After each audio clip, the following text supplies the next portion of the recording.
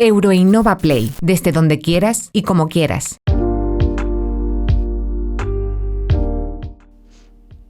Tecnología de origen militar al servicio de las personas y el medio ambiente. Los drones han llegado para quedarse y son una maravillosa herramienta para salvar nuestro planeta. Bienvenidos a Euroinnova Play. Hoy vamos a hablar sobre drones y medio ambiente. Dos conceptos que, aunque no lo parezcan, forman un tándem muy fuerte y eficaz. Reduce costes, tiempos y riesgos. Vamos a descubrir este tema de la mano de Antonio Jesús Pérez Luque, ecoinformático y especialista en el análisis de datos ecológicos obtenidos mediante drones. Antonio es doctor en ecología y biólogo con un máster en estadística aplicada. Hola Antonio, bienvenido, gracias por venir y estar con nosotros hoy en Euroinnova Play. ¿Cómo estás para empezar? Muy bien, muchas gracias Anaí, pues encantado de estar aquí con vosotros, con mucha ilusión de contaros algunas cosas sobre el uso de drones para el medio ambiente y nada, muy contento, la verdad. Nosotros estamos también muy contentos de que estés aquí. Además es un tema que resulta bastante curioso e interesante, a mí al menos me lo parece. Pero antes de meternos en materia, a mí me gustaría saber un poquito más de ti, que nos cuentes un poquito de tu vocación, de qué es lo que te ha llevado a dedicarte a una rama científica y además tan unida a la naturaleza. Siempre has estado, creo, ahora nos lo cuentas, muy unido a ella. Dinos las razones que te han llevado a ser ecoinformático, especialista en datos de teledetección y explícanos qué es exactamente esto porque es un poco, a mí se me escapa.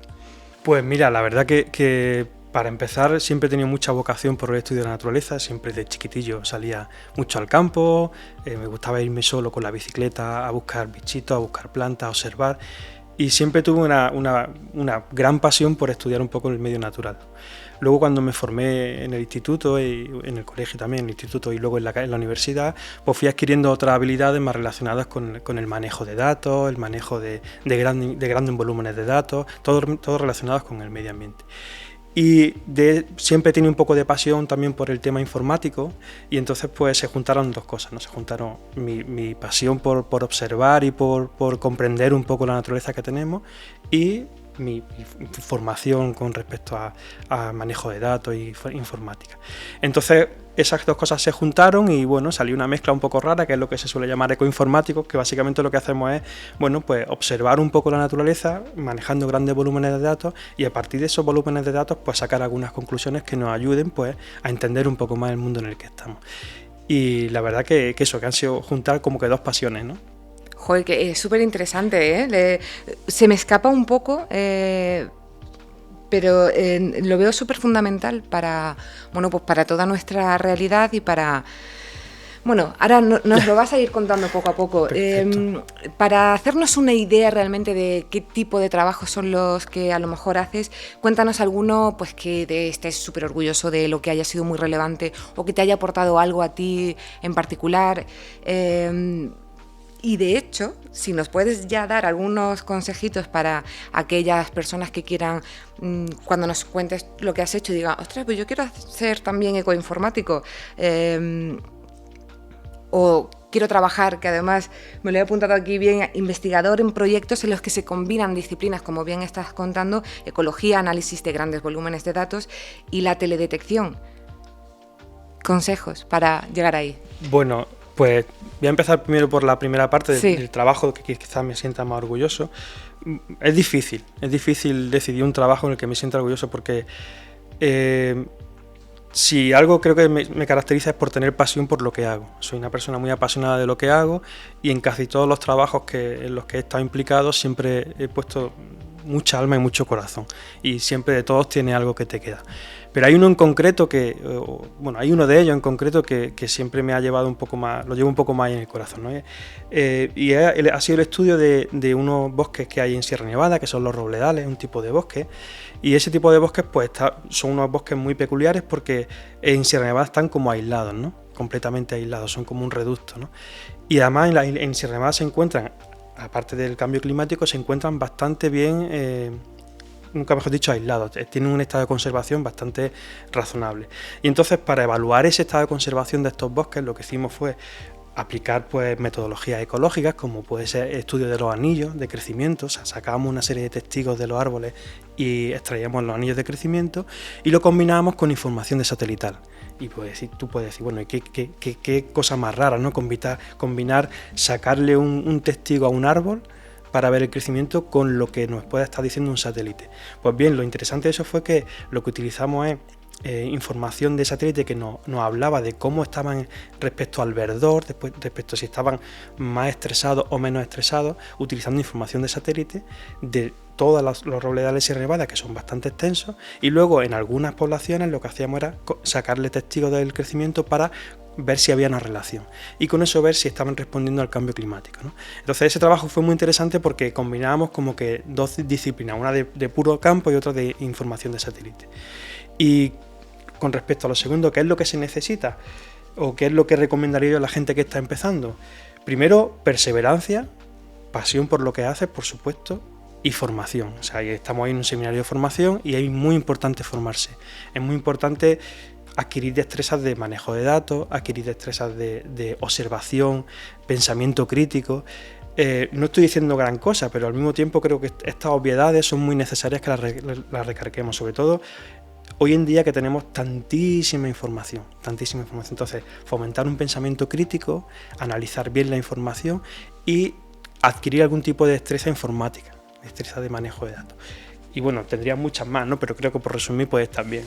De hecho, has dicho, quiero seguir un poquito con esto porque, claro, es fundamental no solamente el formarse. Es que has dicho una cosa súper importante, que es tener pasión. Tú tienes pasión por lo tuyo y además le pones alma y corazón. Entonces yo creo que eso es algo súper clave para, aparte de la perseverancia, evidentemente, esa carrera de fondo que prácticamente todas las profesiones tienen, pero ese alma, ese corazón, esa pasión, ese interés real, vocacional. Y una pregunta que has dicho sobre los anillos de crecimiento y que sacáis el testigo, ¿cómo es exactamente ese procedimiento y si sufre el árbol? Que me imagino que no, pero no lo sé. Bueno, el árbol al final solamente sufre un poquito, un agujerito pequeñito. Como cuando te ponen un pinchacito. Claro, solamente eso, porque en verdad, aunque el árbol en verdad, la madera que hay dentro del árbol está muerta. Solamente la última capa del árbol es la que está viva, por donde se transporta los fluidos, ¿no? El agua y los fluidos que se producen en la hoja, la savia, ¿no? Elaborada.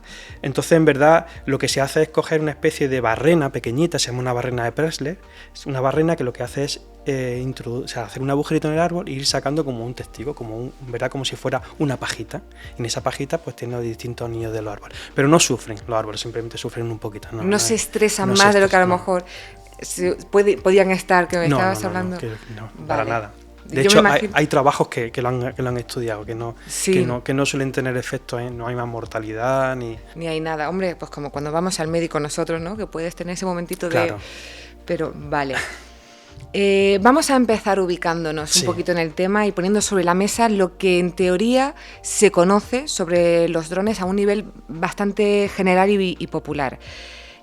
Que además me atrevería a decir, y al menos hablo por mí, que no es ni mucho ni muy preciso la información que nos llega, lo que podemos ver a lo mejor en la playa este verano, que sí he visto que había drones, que lo llevaban los socorristas.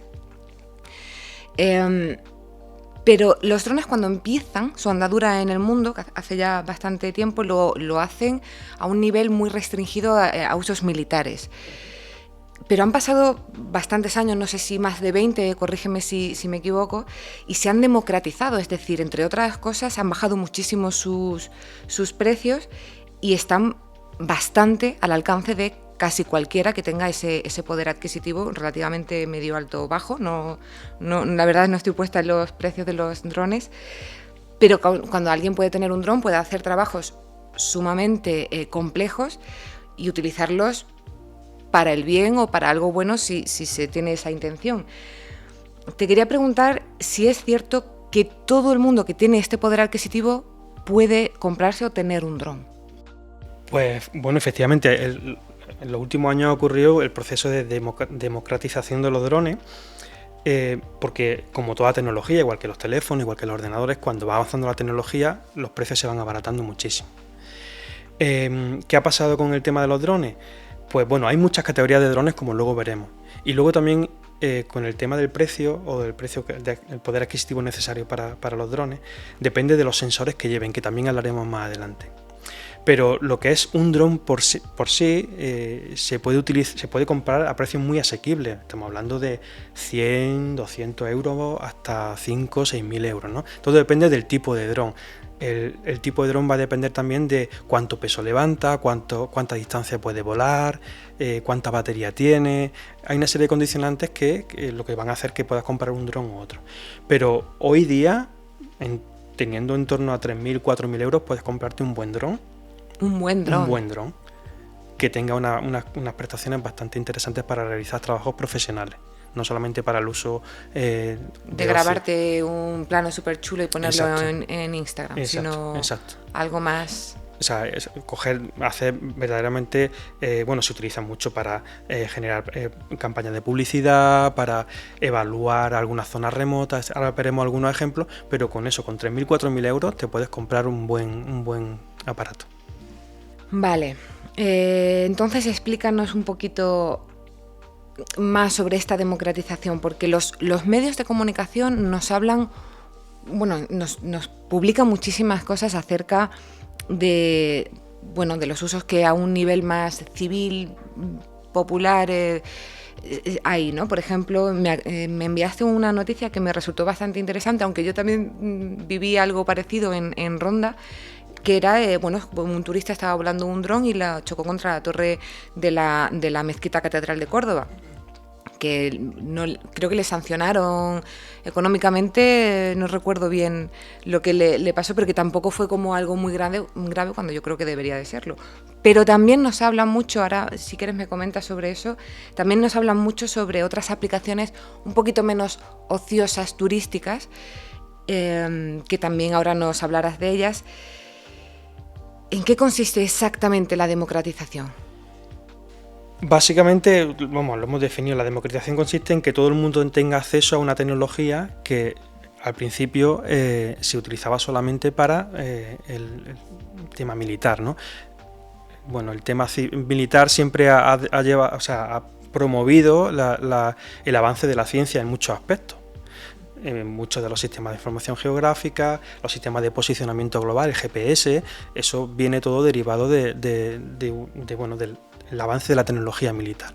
Entonces, claro, con el avance de la tecnología y con la democratización de la tecnología se abaratan los precios y toda esa tecnología permite que los usuarios de a pie podamos utilizar cualquier tipo de dron.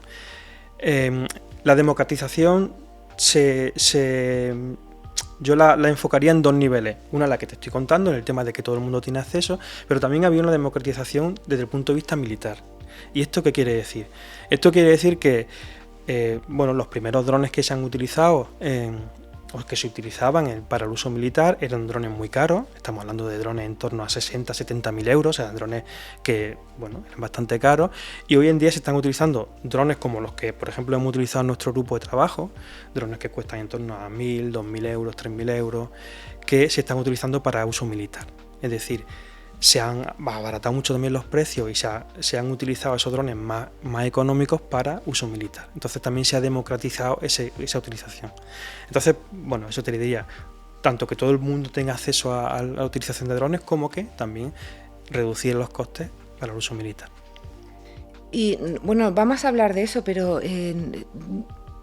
tiene que haber una normativa que regule, porque ahora aquí todo el mundo usa un dron y la choca contra la torre sobre monumentos. Yo es que vi uno en Ronda que se chocó y adiós dron. Sí. Pero el hombre, no sé.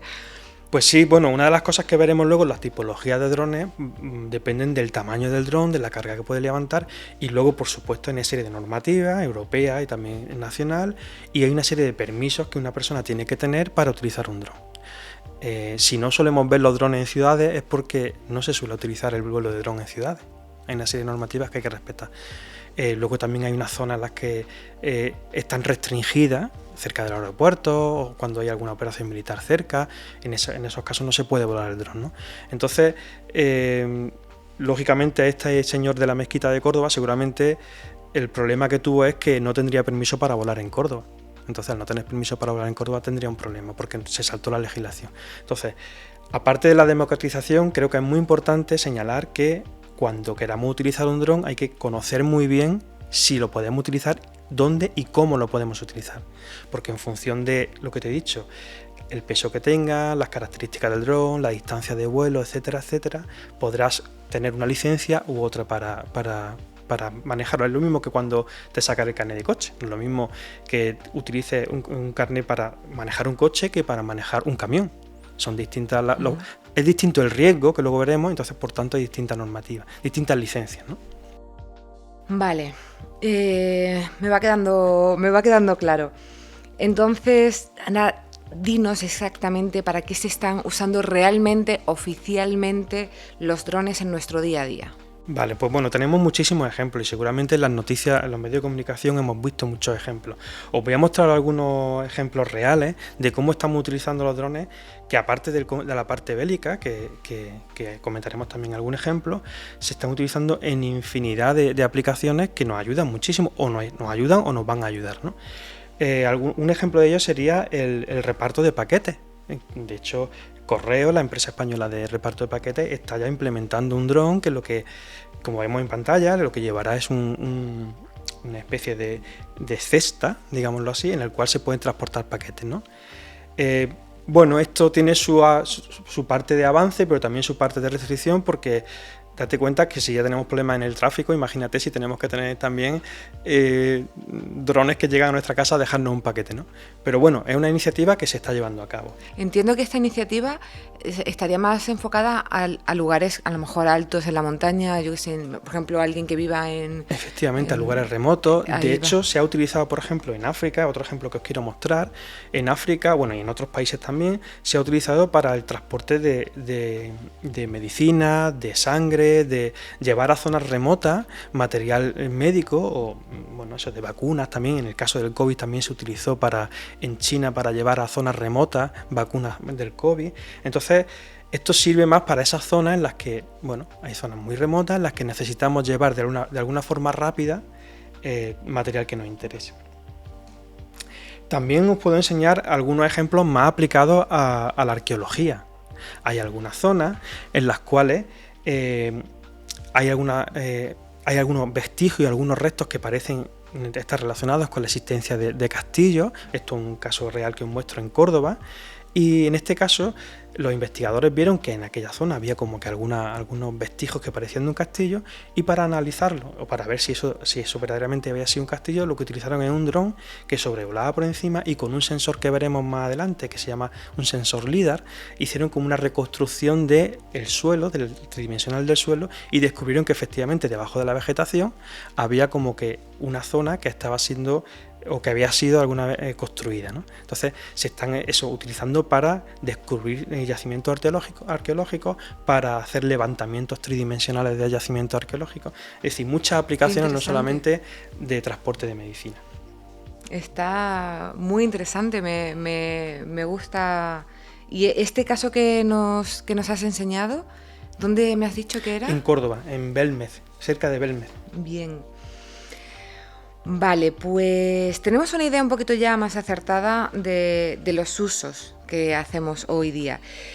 Cuéntanos un poquito más de su historia, de los orígenes, de cómo surgieron. Pues bien, bueno, al final, para hablar de su historia tenemos que hablar de lo que significa un dron, ¿no? Un dron no es más que una forma de observar cualquier superficie, cualquier objeto desde la distancia, que es realmente lo que hacen los satélites también. Los satélites nos ofrecen información de la Tierra o de distintos planetas, utilizando siempre desde la distancia una serie de sensores. Los drones lo mismo, son vehículos que de alguna forma transportan sensores que nos permiten captar esa información de los objetos, de la superficie de la Tierra, ¿no? He mostrado aquí también un ejemplo del uso de drones para uso militar, que como decía, se había democratizado mucho y se habían bajado los precios para eso, para no gastarse tanto dinero y utilizar drones más baratos. Pero lo que os decía, volviendo un poco a la historia, los drones nos permiten observar la Tierra, observar algunos procesos de la Tierra desde el espacio, ¿no? desde una separación, ¿no? Y inicialmente se utilizaron la observación por ejemplo, en París hubo un señor que se llamaba Nadar, que lo que hizo fue montarse en un globo y poner una cámara para observar París, simplemente por gusto. Pero luego también hubo otro señor alemán en 1908, Julius Neuronner, que lo que hizo fue utilizar palomas mensajeras, y a esas palomas, como estamos viendo en pantalla, se les ponía una especie de camarita pequeña para observar qué es lo que estaba pasando. En el fondo eran como los primeros drones, ¿no? O sea, pequeñas palomitas, lo que pasa es que no eran controlables. O sea, las palomas se iban. Se iban. Pero este concepto de observación de la Tierra, observación del espacio desde la lejanía, lo acuñó una geógrafa, Evelyn Pruitt, en Estados Unidos. Y bueno, era eso, le llamó teledetección, ¿no? En el caso de los drones es lo mismo, es como que intentar capturar esa información de la Tierra desde la distancia. Y relacionado con lo que vamos a ver más adelante con el medio ambiente, también hubo unas aplicaciones interesantes al principio cuando se estaba desarrollando el uso de los drones, que fue que hubo un terremoto muy fuerte en San Francisco en 1906, y un señor lo que hizo fue, utilizando cometas, lo que hizo fue colocar una serie de cámaras que nos permitieran de alguna forma ver cómo había afectado todo ese terremoto a San Francisco. En verdad lo que estamos viendo es utilizar algún tipo de vehículo, cometa, paloma, aviones en el caso militar, pero son muy grandes, que sea de pequeñas dimensiones, para observar algún proceso desde la distancia. Entonces, según nos estás contando, que los drones hacen la misma función o tienen un poco un funcionamiento muy similar a los satélites, ¿en qué se diferencian o por qué necesitamos drones? La diferencia básicamente depende de la escala. Un satélite nos está pasando o recogiendo información de la Tierra. Hay distintos satélites, hay muchísimos satélites orbitando alrededor de la Tierra, pero cada uno de ellos utiliza una serie de escalas diferentes, es decir, cuánta superficie de la Tierra es capaz de recoger. Hay desde satélites que están recogiendo 3 metros o 1 metro creo que los más pequeños son 1,6 de superficie, a otros que están cogiendo 500 metros o 1 kilómetro. Eso por un lado. Entonces los drones nos están permitiendo también coger información centimétrica e incluso milimétrica en algunos casos, ¿no? Entonces esa es la primera diferencia. La segunda diferencia es que no todo el mundo puede poner un satélite en órbita. Entonces, ¿cierto? Con un dron tú puedes explorar explorar una zona determinada del territorio las veces que tú quieras. Entonces, eso es otra ventaja, que tú dispones de esa información tantas veces como quieras, siempre que contrates ese vuelo o que pongas ese vuelo. Por eso es la diferencia. Pero en el fondo es lo mismo, es un objeto que está, en este caso los satélites están orbitando alrededor de la Tierra, el dron lo estás manejando tú o está con un plan de vuelo determinado.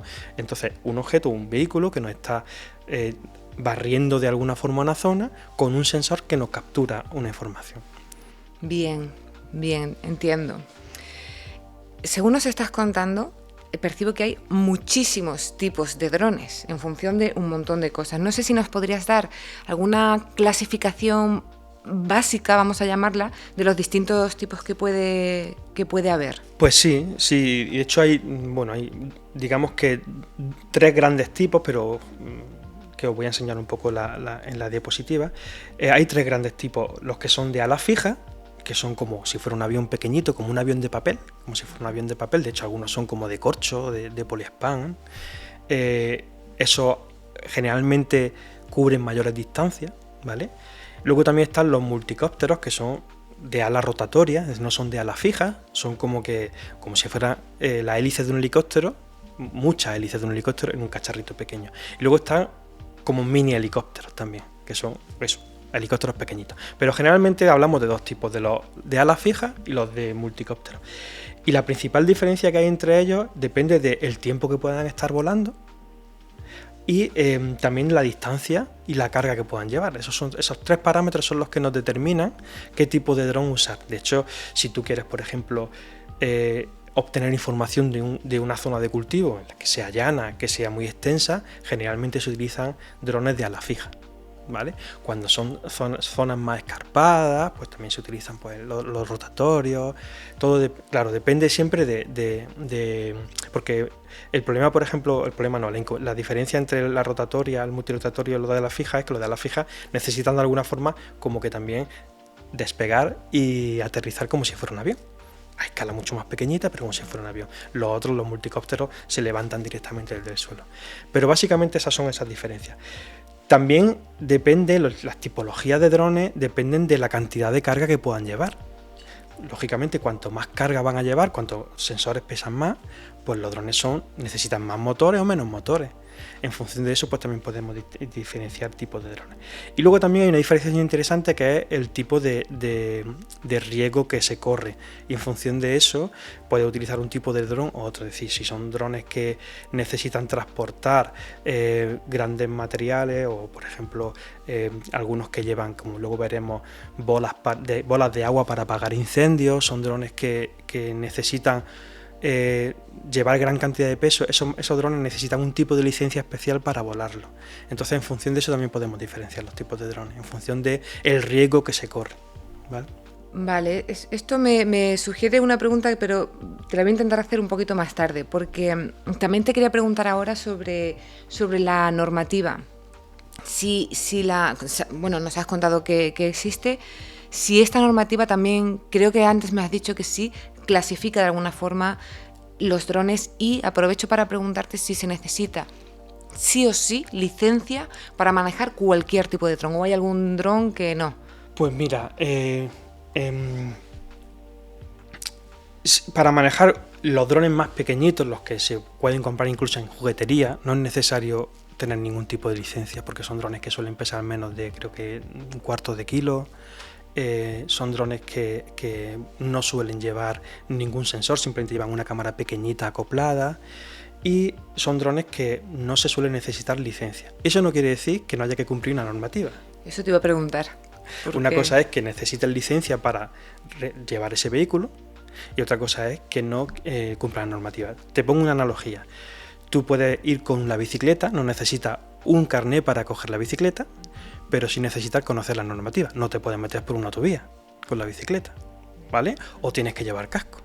Pues esto es casi igual. Entonces, tú no necesitas licencia para manejar algún tipo de dron, pero sí necesitas conocer la normativa. Hay zonas en las que no se puede volar porque puede haber peligro para las personas, como el pasaje turista. Hay zonas que están restringidas en algunas ciudades, también alrededor de aeropuertos. Hay algunas zonas que temporalmente están limitadas al vuelo porque se están realizando algunas operaciones militares. Entonces, todo ese tipo de cosas hay que conocerlas. Entonces, cuando cualquier persona quiera comprarse un dron para trabajar con él o por ocio, siempre hay que tener en cuenta eso, que existe una serie de licencias en función de si vas a utilizar un dron de mayor peso o menor peso, y luego normativa que hay que cumplir. Entonces es muy importante eso, tenerlo en cuenta. O sea, siempre yo aconsejo que la gente se informe. Hay una cosa que se llama la Agencia Española para la Seguridad Aérea, la ESA, que ahí te informan claramente de los requisitos que se necesitan para volar cualquier tipo de dron. Incluso a lo mejor las zonas, ¿no? Eso no. La ESA te lo indica, donde hay una página web en la que se publican los NOTAM, que se llama, que son como que zonas restringidas temporalmente en donde no se puede volar. Por ejemplo, en torno al aeropuerto nunca se puede volar. Creo que son una serie de kilómetros alrededor del aeropuerto. Pero aparte de eso, temporalmente pues se pueden estar realizando pruebas de algún tipo militar en alguna zona. De hecho, cuando tú estás volando cerca de algún aeropuerto, nosotros en concreto hemos trabajado en Almería, en Cabo de Gata, en Amoladera, cerca del aeropuerto de Almería, y cuando hemos volado el dron allí, como si tenemos el piloto de drones con el que hemos trabajado sí tiene unos permisos especiales y un carnet de piloto especial. Para volar en esos sitios se necesita aparte comunicarse con la torre de control del aeropuerto, con lo cual tienes que tener como que un curso de radiofonista. Es decir, cuando se van complicando un poco más las cosas, en el sentido complicado de cuando se pone en riesgo más, pues puede haber una colisión con aviones, interferencia en el tráfico aéreo, colisión en otro edificio, etcétera. En esos casos que se aumenta el riesgo se necesitan una serie de requisitos y cumplir una serie de normativas. No sé si más o menos... Sí, perfectamente. Sí, se ha quedado súper claro y me encanta, y espero que le quede claro a todo el mundo, porque alguna vez en la playa me ha pasado un dron por encima de una persona normal y corriente, porque cuando he visto que los vigilantes lo usan para, bueno, pues para controlar, lo hacen nunca por encima de las personas y entran al mar por las entradas de las embarcaciones, no entran por la orilla normal. De hecho, sí te diría también, aparte de eso, lo apuntaría, y es que es obligatorio que los drones, a partir de una serie de categorías que hay 7 categorías, lleven una etiqueta que se pueda identificar el dron en caso de que pase algo. No solamente el número del dron, sino una etiqueta en función de su categoría. Y eso tiene que estar perfectamente visible en los drones. ¿Y eso está? Se está implantando. Vale. Nosotros, por ejemplo, uno de los drones que tenemos, mi compañero, que es el que lo manejaba, ese dron tiene su número de serie colocado en el dron y su pegatinita en la cual se dice, bueno, este dron, como la matrícula. Eso te iba a decir. Como una matrícula. Claro. Pero eso se está implementando ahora. De hecho, es obligatorio. Y creo que el 1 de enero de 2024 debería de estar ya implementado. De todas formas, no me sé muy bien la normativa, pero por ahí va. Bien, sí, porque bueno, todas estas cosas nuevas que se democratizan de pronto, necesitan su proceso de regulación y que la gente lo acabe conociendo plenamente. Vamos a unir todo esto que nos estás contando de los drones, de sus cualidades, de lo que hacen con la naturaleza. Cuéntanos cómo podemos hacer que los drones ayuden al medio ambiente. Pues bien, como he comentado previamente, al final los drones nos están aportando una información desde la distancia sobre un aspecto de la Tierra o de la naturaleza. Y en este caso es lo que hacemos. O sea, utilizar los drones para ayudar al medio ambiente, lo que hacemos es obtener información a través de una serie de sensores que colocamos en los drones y a partir de ahí sacar una serie de conclusiones. Para ello me voy a permitir un poco hablar de los tipos de sensores que se pueden utilizar en los drones. Digamos que tenemos en general 2 tipos de sensores, los sensores activos y los sensores pasivos. Es decir, cuando nosotros observamos la Tierra, podemos observarla desde un punto de vista pasivo o un punto de vista activo. ¿Qué quiere decir eso? Lo del punto de vista pasivo es que hay un sensor colocado en un dron que lo que hace es recoger información generalmente de reflectancia del Sol, de reflectancia de la energía que el Sol emite sobre la superficie de la Tierra, y esa energía que se refleja la recoge el dron. Eso es un sensor pasivo. Sin embargo, los sensores activos lo que hace es, el sensor es la fuente de emisión de energía, es decir, el sensor emite una serie de energía que la vuelve a recoger el sensor. ¿Vale? Entonces esos son los 2 grandes tipos de sensores. Luego también hay otra serie de artilugios que se pueden utilizar para montar en un dron y coger información, pero esos son los 2 grandes tipos. Y en este sentido, en la imagen que os estoy mostrando ahora mismo, digamos que tenemos 3 ejemplos de sensores. Por ejemplo, las cámaras normales, una cámara RGB, pero también cámaras multiespectrales. ¿Qué es una cámara multiespectral? Pues una cámara multiespectral es simplemente que recoge información que nosotros, el ojo humano, no es capaz de ver. Es decir, información espectral que el ojo humano no es capaz de ver. Y eso nos da una serie de datos acerca de cómo está el medio ambiente, cómo está el campo, cómo está la vegetación, cómo están los animales, etcétera, etcétera. O sea, una información que el ojo humano no es capaz de captar, pero que esos sensores sí. Luego también están las cámaras térmicas. Una cámara térmica en la que eso se ve mucho en la tele, por ejemplo, en China se han desarrollado como cámaras térmicas para determinar cuál es la temperatura del cuerpo. Pues esto es un proceso similar. Son cámaras que nos recogen la temperatura que está emitiendo el cuerpo. Y luego, en cuanto a sensores activos, tenemos el sensor LIDAR. ¿Qué es un sensor LIDAR? Un sensor LIDAR no es nada más que un sensor que emite pulsos de luz y recoge cuánto tardan esos pulsos de luz en llegar al sensor otra vez. Y en función de eso podemos sacar una representación tridimensional del espacio, ¿vale? Podemos sacar la estructura de un bosque, podemos sacar cómo es un edificio. Si le incorporamos también un sensor RGB, podemos también sacar no solamente el sensor, la representación tridimensional, sino también la información de color. Entonces estamos teniendo una representación tridimensional en color. Entonces, esos son los grandes tipos de sensores que tenemos. Claro, estaba pensando que eso, pues lo que nos estabas contando antes de la arqueología, supongo que en este último que nos estabas diciendo que nos da la orografía o cómo es un poco el relieve. Danos algunos ejemplos de usos de drones en el medio ambiente. A lo mejor hay algún área en la que se utiliza más o mejor, no sé, pues con animales, con los niveles de contaminación, la agricultura, sí, porque nos los has dicho. Pues al final también aquí ha ocurrido un proceso de democratización, como estábamos hablando al principio, y cada vez se están utilizando más los drones. estos dos ejemplos, o sea, estos dos grandes tipos de sensores son los que más se utilizan, pero también existen otros. Así a grosso modo se están utilizando también sensores, o sea, drones para coger muestras de agua en zonas remotas o para coger muestras de insectos, que veremos algún ejemplo, etcétera, etcétera. Pero voy a hablar de algunos ejemplos más concretos, más reales, en los cuales se utiliza los drones para sacar provecho de esa información. Por ejemplo, en agricultura, como me decía, en agricultura nosotros podemos observar, utilizando cámaras multiespectrales, cómo se encuentra el estado de la vegetación. Es decir, si la vegetación está más estresada, menos estresada. Podemos ver si una zona de cultivo tiene el suelo está más salinizado o menos salinizado, y claro, en función de eso el agricultor podrá aplicar un tipo de tratamiento de riego, un tipo de tratamiento para mejorar la fertilización.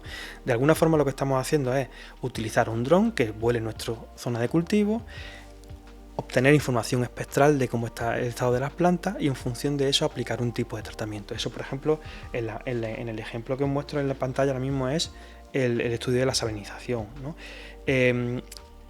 También os muestro un ejemplo utilizando cámaras térmicas.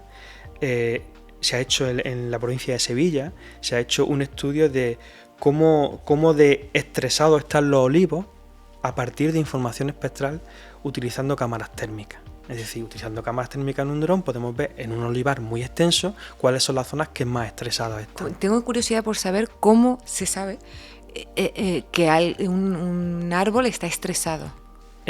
Al final, cuando un árbol refleja un tipo de onda electromagnética y absorbe un tipo de onda electromagnética, en función de eso se hacen unos índices, y en función de esos índices tú puedes saber si el árbol está más verde, produciendo la fotosíntesis, o menos verde, no produciendo la fotosíntesis. Y ahí es donde se ve. Y hay muchos índices de estrés, entonces, pero al final es la combinación de distintas bandas espectrales para ver si ese árbol o esa planta está realizando su función fotosintética o no está realizando completamente esa función. Hay muchos índices, como te digo, hay tantos índices como científicos hay en el mundo, hay muchísimos, se estudian mucho, pero al final el fundamento es el mismo. A partir de la información que emiten, o sea, que refleja la información espectral que refleja la vegetación, se calculan unos índices. Lógicamente el dron te da simplemente, cuando tú llevas el dron con un sensor, te da una información espectral que luego tú tienes que calibrar en campo. Es decir, tú tienes que verdaderamente comprobar que esos valores de información espectral se corresponden con un valor de estrés real, ¿vale? Eso también es importante decirlo. También otro ejemplo muy interesante es localizar aquellas zonas en alguna serie de cultivos en las que esté ocurriendo una plaga. Por ejemplo, si tú tienes, esto es un ejemplo en China del árbol del caucho, en el cual se monitorizó, o sea, se utilizaron los drones para ver en unos cultivos de árboles del caucho cuáles eran las zonas en las que las hojas estaban teniendo más manchitas provocadas por un hongo o por alguna enfermedad y aquellas zonas que no. Date cuenta que lo que estamos haciendo es observar de alguna forma cómo está reflejando la radiación que viene del sol todo el dosel vegetal. Aquellas zonas que estén más sanas reflejarán una información y las que estén menos sanas reflejarán menos información. De esa forma tú puedes ver en aquellas zonas en las que estén menos sanas, puedes ver si cuál es realmente la zona que es menos sana y aplicar un tratamiento fitosanitario, ¿vale?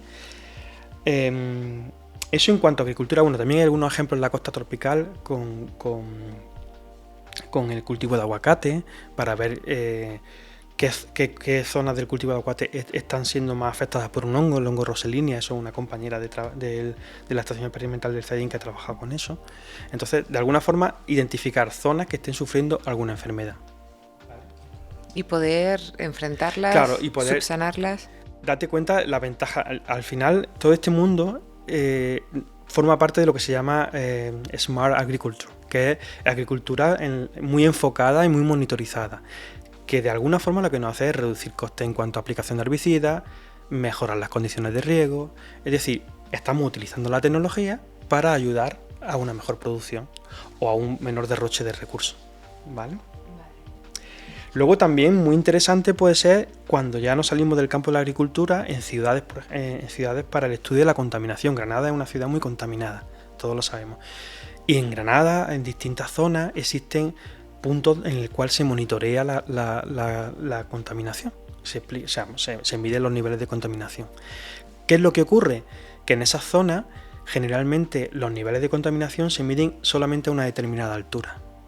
Con los drones lo que hacemos es, instalando en los drones sensores que nos capturen los niveles de polución, lo que hacemos es primero ampliar el rango espacial, es decir, podemos tener una visión real de la contaminación en una zona más grande y luego a distintas alturas en la atmósfera, porque el problema de los contaminantes no es lo que estamos viendo a 10 metros de altura, sino lo que estamos viendo a 20, 30, 40 metros, porque hay una serie de contaminantes que se quedan en altura. ¿Vale? Entonces, esa aplicación de los drones es muy muy interesante porque no solamente nos amplía el apartado espacial, sino también el vertical. Vale.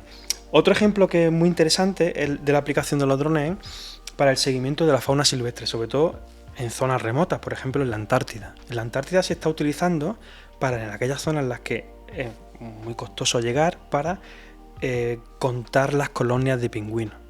Y en esta imagen que os muestro no es más que una representación, una foto obtenida con dron, en el cual podemos ver distintas colonias de pingüinos en las cuales se pueden contar los pingüinos.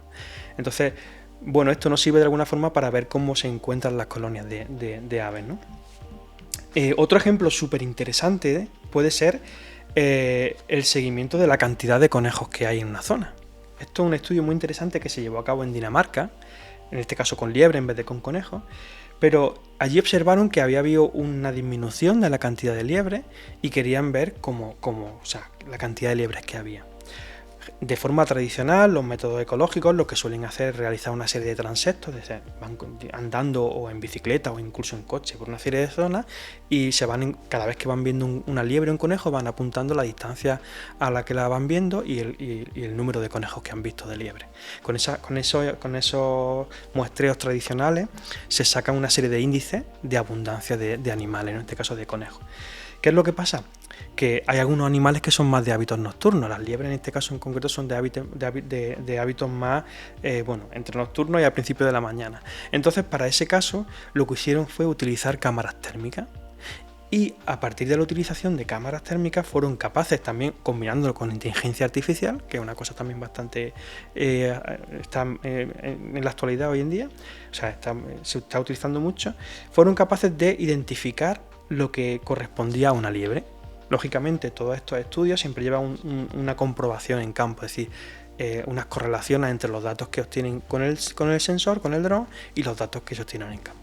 Pero de esa forma fueron capaces de, primero, conocer la cantidad de liebres que había en una zona determinada y también ver a qué altura el dron podía ser una molestia para los animales, que eso lo veremos al final, que es muy interesante. Es muy interesante. Y vieron que a partir de 40 metros de altura el dron no suponía una molestia, ¿vale? Pero cuando bajaban de 40 metros sí suponía una molestia. Esto lógicamente va a depender del tipo de animal que se quiera seguir, del tipo de entorno en el que se esté, etcétera, etcétera. Pero con la liebre sí les... Cuando bajaban de 40 metros se sentían molestos. Uh-huh. Se veía una disminución en el número de conteos, se asustaban de alguna forma. Y luego también, aunque no traigo ninguna imagen, pero es un caso español muy interesante en los picos de Europa. Hay algunos ganaderos. Los ganaderos hoy en día tienen muchísimo trabajo. Cada vez se les piden muchas más cosas y tienen mucho trabajo. Pero los ganaderos también están utilizando los drones para muchas cosas. Una de ellas es para conocer dónde está su ganado. Y aparte de que algunos ganados, algunas vacas o algunas cabras, sobre todo vacas, tienen GPS colocados en los collares para saber dónde están. A veces esos GPS fallan porque se meten en zonas montañosas donde fallan. Entonces, este caso en concreto hay un pastor en Pico de Europa que está utilizando el drone para saber dónde están sus vacas. Entonces, el hombre está por la mañana haciendo sus tareas en su establo produciendo queso o sus tareas que tenga que hacer, y en vez de tener que subir a la parte alta de la montaña para ver dónde está, utiliza un dron, vuela el dron, tiene sus permisos correspondientes y sabe más o menos por dónde están su ganado. De esa forma se, entre comillas, despreocupa de tener que ir a buscar el ganado. ¿Vale? Te quería preguntar una cosita acerca de las liebres. Bueno, me resulta súper interesante y me encanta que los ganaderos, los agricultores puedan usar drones y, agilizar un poco sus tareas. En el caso, por ejemplo, de las liebres o incluso de aves, si hay una disminución, ¿se sabría por qué? O el dron no... Bueno, el dron al final simplemente no está aportando información. Que luego ahí es donde entras tú, que eres el analista de datos. Exacto, ahí es donde entra el ecólogo, o bueno, también no solamente yo, pero... Bueno, ahí, sí, tú. O sea, pero lo que digo es que aquí no solamente es la persona que vuela el dron o la persona que saca información del dron, porque yo te puedo decir, oye, estoy observando que hay una disminución del número de este caso de liebre, o te estoy observando que hay una disminución de pingüinos, o estoy observando que esta vegetación se encuentra más estresada. Con el dron no somos capaces de saber las causas. En ese caso hay que contar siempre con un equipo multidisciplinar, sociólogos, ecólogos, zoólogos, etcétera, que nos ayuden a interpretar esa información. O al contrario, nosotros somos parte del equipo multidisciplinar que le aportamos a ellos esa información. Bien. Digámoslo así. Que eso también creo que es una cosa que tenemos que hablar al final, un poco de las bondades del uso de drones, pero ojo, no todo es, o sea, no es la panacea, sino que hay que contar también con otra gente con criterio experto. Bien. Sigue contándonos. Sí, te sigo contando algunos ejemplos más, muy interesantes también. Esto es un ejemplo en Doñana. En Doñana se están utilizando drones de ala fija para colectar el número de insectos. De alguna forma, cuando se hacen muestreos de insectos en el campo, lo que se suelen hacer son poner unas trampas de insectos pequeñitas, y de esa forma saber la cantidad de insectos, las especies o los órdenes o los géneros que hay para saber cómo está la comunidad de insectos. Claro, es lo mismo que en el tema de la polución. Solamente está cogiendo los terrestres y solamente está cogiendo a una determinada altura del suelo, al ras del suelo, y con este tipo de aplicaciones somos capaces de primero coger otro tipo de insectos que están a otra determinada altura y abarcando una superficie más grande. Este sería un caso de toma de muestras. También al principio vimos toma de muestras de agua en zonas remotas, o toma de muestras incluso de suelo. Hay algunos drones que llevan unos mecanismos para que se posan en el suelo y toman muestras de suelo que nos permiten, pues, obtener información de zonas remotas. Me parece increíble que se pueda ver los insectos y saber, pero bien. Luego, otro ejemplo muy interesante es para conocer cómo de diverso es un lugar. Y esto es muy interesante desde el punto de vista pastoral también, para conocer cómo están los pastos. O sea, esto es un trabajo que hizo una serie de investigadores en Reino Unido. Allí hay un compañero nuestro de la universidad, que estaba en la Universidad de Sevilla y que lleva ya muchos años allí. Y lo que querían determinar es si los pastos que hay allí eran más diversos o menos diversos en cuanto a nivel de especies. El que un pasto sea más diverso o menos diverso es muy importante, porque al final, cuanto más diverso, tendrá más posibilidades de adaptarse en el caso de que haya algún cambio climático, que luego veremos, o en el caso de que exista una sequía muy fuerte que afecte a un determinado número de especies. Cuanto más diverso es un pasto, más posibilidad de que se mantenga en el tiempo. Entonces, cuando tú quieres conocer cómo diverso es un pasto, tienes que irte al campo, muestrear parcelas pequeñitas de 50 por 50 centímetros, contar la cantidad de especies que hay allí, con lo cual puede ser muy costoso. De hecho, es muy costoso. ¿Qué es lo que propusieron estos investigadores? Pues estos investigadores cogieron drones pequeñitos y evaluaron si, utilizando la diversidad espectral, que ahora te cuento lo que es, si se podía determinar cómo de diverso era un pasto. ¿Qué es la diversidad espectral? La diversidad espectral no es más que cuando tú tomas como que una foto de una zona, ver qué tipo de radiación es la que se está reflejando, ¿vale? Entonces, ellos lo que determinaron es si había una correlación, si estaban correlacionadas esa diversidad espectral que obtenían en una zona con la diversidad real que había en campo. Y encontraron una relación positiva, es decir, vieron que a mayor diversidad espectral, sin saber la especie que es, porque tú cuando sacas una foto, en este caso con una cámara multiespectral, no sabes ese píxel a qué corresponde, simplemente sabes que te está dando una información de una información espectral, pero no sabes si es la especie A o la especie B. Pero cuanto mayor era esa diversidad espectral, también está muy correlacionada con la diversidad real que encontraban en campo. ¿Qué es la conclusión que sacan de todo esto? De alguna forma lo que sacan es la conclusión de que utilizando drones podemos ver si esos pastos son más diversos o menos diversos, sin necesidad de muestrear en campo, o complementando el trabajo de campo, que diría mejor. Bien. Me lo apunto. Pregunta próxima. Y luego otro caso muy interesante es utilizando otro tipo de artilugio más que sensor acoplado a un dron, es la lucha contra especies invasoras. Y esto es un caso muy muy interesante, que es la lucha contra la avispa asiática. La avispa asiática es una avispa que es una especie invasora en determinados países y provoca una serie de daños, ¿vale? Esta avispa lo que hace es producir una serie de colonias, como los tabarrones, ¿no? Una especie de colmenas, en las cuales son unas colmenas muy grandes en este caso, que se sitúan en los árboles, en algunas zonas de edificios y tal, y entonces ahí lo que hacen es reproducirse y vivir a su ancha. ¿Qué es lo que hacía este trabajo? Este trabajo lo que hacía era desarrollar un artilugio, que es lo que era capaz de, primero, detectar dónde estaban estas colonias, y luego tenía como una especie de, digamos, pistola de fumigación. Entonces era capaz de, en una zona en la que había una alta concentración de colmena de estas avispas, lo que era capaz de ir allí, detectar dónde estaba la colmena y pulverizarla, y al tiempo se vio que era efectivo.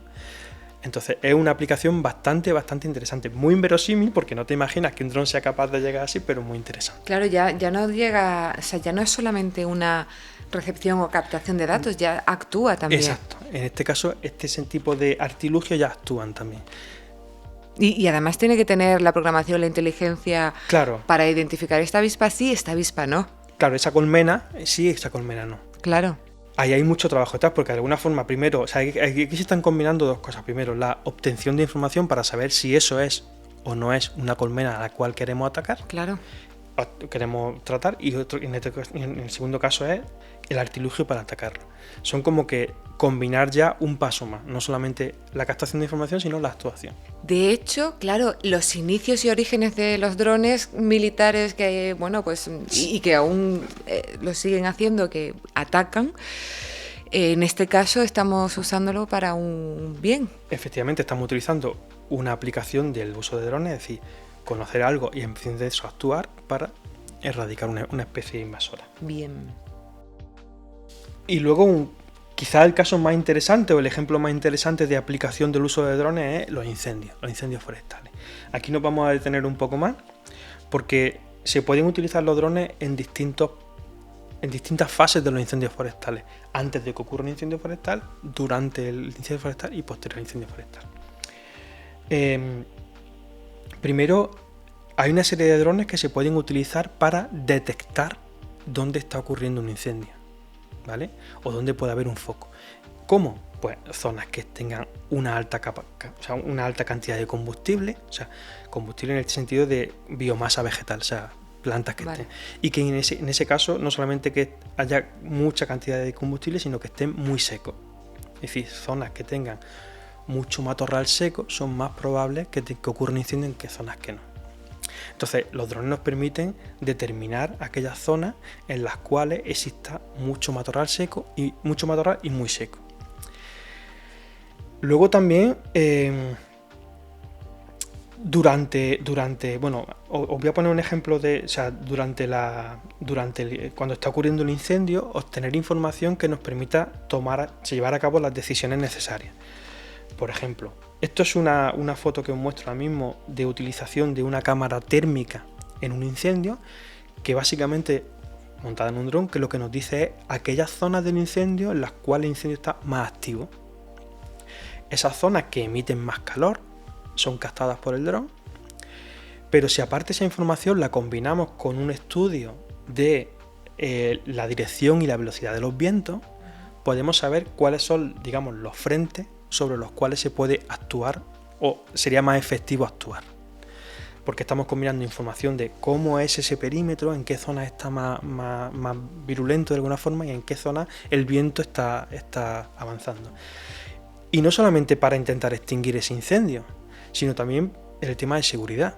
Tú, si tienes que mandar a un grupo de bomberos a una zona y no sabes si esa zona tiene un frente muy activo, o no tiene información si los vientos van hacia allá, o si con el dron vemos que tiene una actividad más fuerte desde el punto de vista térmico, pues tú no vas a mandar a esos bomberos allí, o los vas a mandar con una serie de precauciones. Todos recordamos, por desgracia, los casos en España y en otros sitios en los cuales han muerto bomberos ahogados por las llamas, ¿no?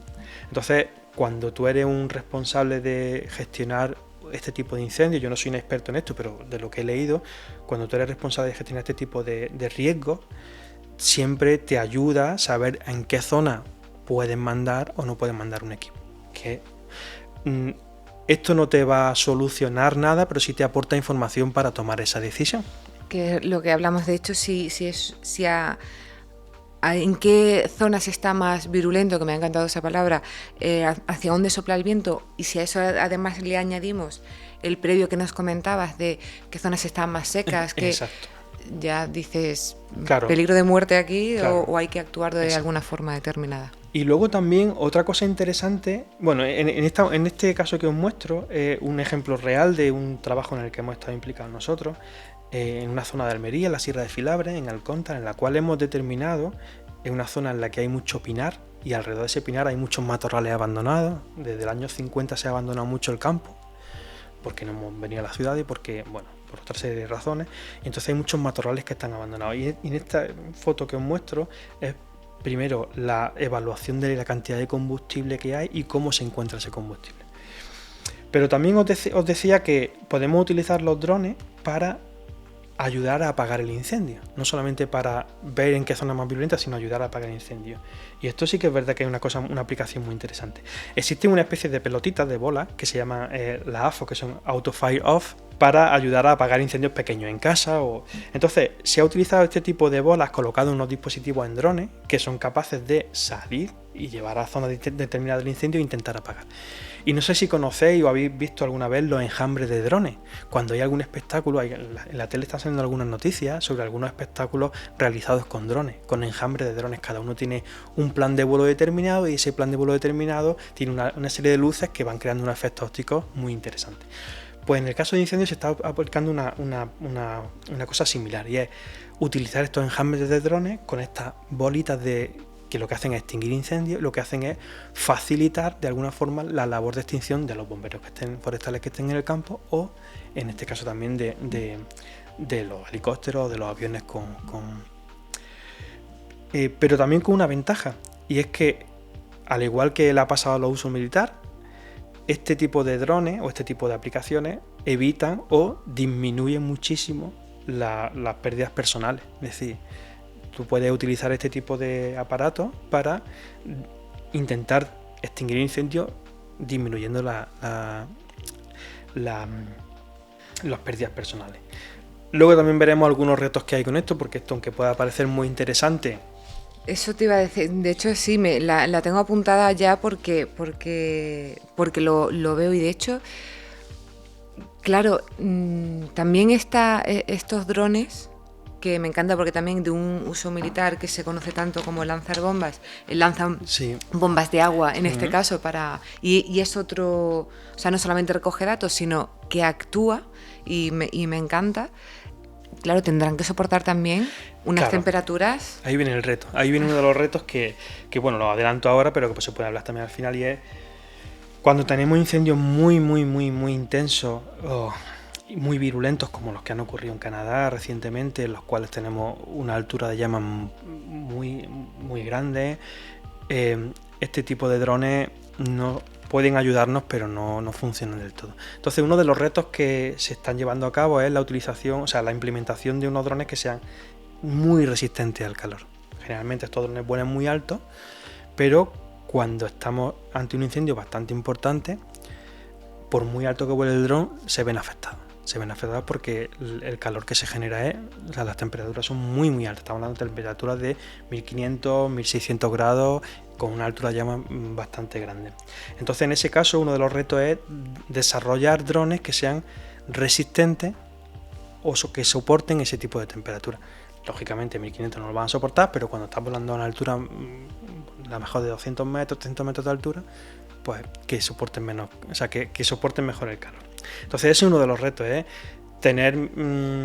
desarrollar drones que sean capaces de sufrir soportar ese tipo de situaciones extremas. Vale, entonces nos queda claro, este es uno de los grandes retos, que hay prácticas, según nos has contado, que presentan grados distintos de peligrosidad. Y esto es un desafío tanto para el dron, como nos acabas de decir, como entiendo yo, para el exterior, porque por ejemplo pueden ser los animales que nos contabas antes o todo lo que venga fuera del dron. Cuéntanos por qué lo son y en qué consisten estos. Pues sí, bueno, otro tipo de retos, efectivamente, como has comentado, tienen que ver con la perturbación que pueda crear el dron cuando está obteniendo información. Como vimos en el caso de los conejos, a una determinada altura se ven perturbados. Es uno de los temas que está más en debate, se está estudiando mucho cómo la utilización de drones, sobre todo en animales, puede perturbar su comportamiento. Porque lógicamente, si tú quieres observar una colonia de pingüinos y ese dron perturba la cantidad de pingüinos que pueda haber, en este caso pingüinos es un poco más complicado, pero si estás observando otro tipo de animales, pues por ejemplo alguna ave rapaz, pues... Eso te iba a preguntar, las aves. De hecho, nosotros en un caso en concreto, en la Sierra de Almería, en Sierra de Filabre en Almería, había un momento en el cual hemos estado volando para evaluar vegetación y había un momento en el cual ha venido una ave rapaz, en este caso creo que era un buitre, pues tampoco conozco mucho, pero creo que era un buitre, y lo que tuvimos que hacer es bajar el dron porque lo estás perturbando, de alguna forma estás perturbando, incluso puede ser peligroso para él y para nosotros, ¿no? Entonces en ese caso es un reto a conseguir, ¿no? Cómo disminuir esa perturbación. Y luego un reto tecnológico muy importante es la duración de las baterías. O sea, porque al final cuando tú realizas un vuelo con dron tienes que volver a aterrizar y a despegar para cambiar la batería muchísimas veces. Entonces eso es un reto muy importante. Y qué sensores se pueden colocar, cuánto puede llevar un dron, ¿no? Esos son retos muy importantes. Y quizá relacionado con esto y puede ser un poco hablar de que no es la panacea, ¿no? O sea, que los drones no son la panacea para estudiar el claro, eso te iba a preguntar, porque de hecho, precisamente hablando de las liebres, nos decías que, bueno, pues que antes se iba trabajo de campo y se, bueno, pues veía la distancia y se hacía como una especie de conteo, no sé hasta qué punto fiable. Entonces, ahora con los drones que decías, es que ves el número de liebres que hay, lo sustituyen los drones, creo que no por lo que nos estás diciendo ahora mismo, que no son la panacea, pero sustituyen, complementan. Yo creo que es como cualquier avance. Al principio siempre se ve como un sustituto y luego se va dando cuenta de que es un complemento. Yo en concreto soy defensor del uso de los drones, me encanta porque es una tecnología que es muy aplicada y nos dan información muy precisa, pero esa información hay que complementarla con otro tipo de estudio, con estudio de campo. En concreto muestro, por ejemplo, una diapositiva en la cual utilizamos el uso de drones para evaluar cómo respondía la vegetación a un incendio. En este caso era un incendio provocado realmente por nosotros, porque era para reducir combustible. Son lo que se llama quemas prescritas, son quemas que se realizan para disminuir el combustible y de esa forma evitar que haya otro incendio. Entonces lo que hicimos nosotros fue evaluar cómo la vegetación respondía una vez que había ocurrido un incendio. ¿Qué es lo que hicimos? Fue realizar estimaciones de la cantidad de vegetación, de cobertura de vegetación que veíamos en una serie de parcelas pequeñitas de 1 metro cuadrado, tanto en campo como con dron. Cuando tú tienes que evaluar una zona muy extensa y tienes que hacer muchas parcelas de 1 metro cuadrado, pues imagínate. Y en zonas escarpadas, pues es un trabajo de campo ingente, un trabajo muy costoso. Entonces, el dron nos podía solucionar ese esfuerzo tan costoso, pues queríamos comprobarlo. ¿Y qué es lo que hicimos? Exactamente, correlacionamos cómo era la cobertura después del incendio ofrecida por el dron y la cobertura que nosotros cuando íbamos al campo medíamos. Y en general había una buena correlación, pero no siempre. En los casos en los que había poca cobertura había muy baja correlación. ¿Qué quiere decir esto? Quiere decir que el dron nos puede servir de una forma genérica, pero en aquellos casos en los cuales había una cobertura más pequeñita e incluso en aquellas zonas en las cuales esa cobertura más pequeñita se correspondía con donde había más especies después del incendio, es decir, más diversidad, no había una buena correlación. Entonces, el dron nos puede servir para tener una visión general, pero no para sustituir a los trabajos de campo. En definitiva, es utilizar, como cualquier otro tipo de fuente de información, los drones para que nos ofrezcan información para tomar una mejor decisión a la hora de gestionar el territorio, a la hora de realizar tareas de gestión del medio ambiente. Es una herramienta. Una herramienta más. Una herramienta muy más. útil, pero una herramienta más. Pues Antonio, muchísimas gracias. Ha sido súper interesante, súper productivo, me ha encantado. Me encanta más aún que nos hayas enseñado que los drones no son solamente lanzaderos de bombas, sino que sí existen los ecodrones, Sí. que existen los drones pacíficos que vigilan el estado de nuestros ecosistemas, que a veces hasta actúan, no solamente recogen datos. Me gustaría que nos dieras una frase final, una idea que te gustaría que nos quedase súper clara después de ver este seminario.